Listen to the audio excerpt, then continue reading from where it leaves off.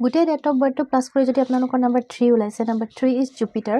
এইকেইখন কাৰ্ডে তেখেতক ৰিপ্ৰেজেণ্ট কৰে। এখন আছে দ্য এম্প্ৰেছ কাৰ্ড আৰু দ্য হেংমেন।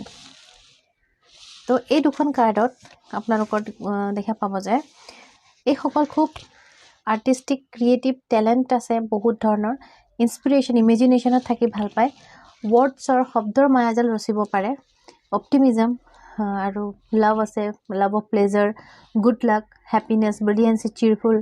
মানে 1 পৰা 9 নম্বৰৰ ভিতৰত এওঁলোকক চবতছে লাকিয়েষ্ট ওৱান বুলি ক'ব পাৰি। বৃহস্পতি গুৰুৱে যিখিনি দিব লাগে এওঁলোকক দিয়ে। আৰু এখেতসকলে মিউজিক, আৰ্ট, ডিজাইনিং, দোকান বিজনেছ বা মিলিটাৰী কেম্প, টিচাৰ, কমেণ্ডেটৰ এইবিলাক প্ৰফেশ্যনত সিহঁতে বেছি ভাল কৰিব পাৰে।